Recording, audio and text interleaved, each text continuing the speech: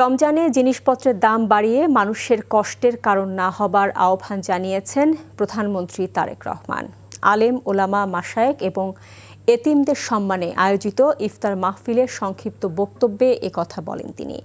তারেক রহমান বলেন, ইফতার মাহফিলে অংশগ্রহণকারী এতিম সন্তানেরাই আজ সবচেয়ে গুরুত্বপূর্ণ মেহমান। এতিমের প্রতি হক আদায়ের গুরুত্ব এবং এতিমদের নিয়ে আজকের আয়োজন সমাজে ইতিবাচক বার্তা দেবে বলেও উল্লেখ করেন প্রধানমন্ত্রী। ইফতেখার রেজার রিপোর্ট।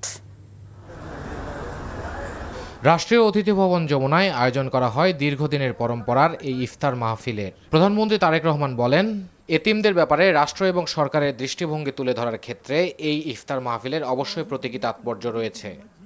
বলেন, এই ইফতার মাহফিল এতিমদের প্রতি বিত্তবানদের দৃষ্টিভঙ্গি এবং দায় দায়িত্ব পালনের ব্যাপারে একটি ইতিবাচক বার্তা দেবে। আজকের ইফতার মাহফিলে অংশগ্রহণকারী এতিম সন্তানরাই আজকের সবচেয়ে গুরুত্বপূর্ণ মেহমান।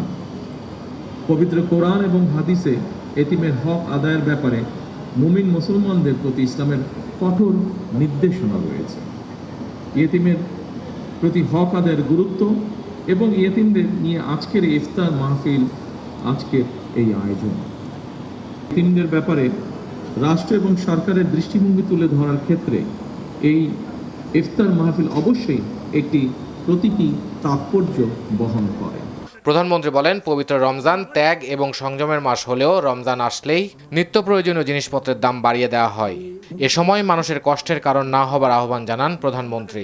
প্রতিজন বিত্তবান যদি অসহায় এতিমদের প্রতি পবিত্র কোরআন হাদিসের নির্দেশনা অনুযায়ী দায়িত্ব পালন করতে সচেষ্ট থাকেন, আমি বিশ্বাস করি তাহলে পিতৃহারা এতিম সন্তানেরা এক বুক বেদনা নিয়ে বুকে নিয়েও রাষ্ট্র এবং সমাজে আত্মবিশ্বাসের সঙ্গে এগিয়ে যাওয়ার প্রেরণা খুঁজে পাবে। পবিত্র রমাদান ত্যাগ এবং সংযমের মাস, রহমত বারকাত সংযমের মাস।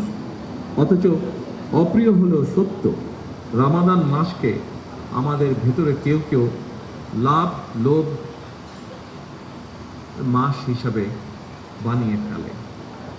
পবিত্র রমাদান মাসেও যারা অশুদ্ধ পন্থা অবলম্বন করছে, আপনাদের প্রতি আমার বিনীত আহ্বান, অনুগ্রহ করে আপনারা মানুষকে কষ্ট দেবেন না। প্রতি বছর বাংলাদেশে জাকাতের পরিমাণ 20 থেকে 25 হাজার কোটি টাকার বেশি হয়ে থাকলেও সুপরিকল্পিতভাবে জাকাত বন্টন না করাই জাকাতের অর্থ দারিদ্র্য বিমোচনে কতটা ভূমিকা রাখতে সক্ষম হচ্ছে, এমন প্রশ্ন করেন প্রধানমন্ত্রী তারেক রহমান। বলেন, জাকাত বোর্ডের জাকাত ব্যবস্থা পুনর্বিন্যাস করা হবে। Iftekhar Reza, NTV news, Dhaka.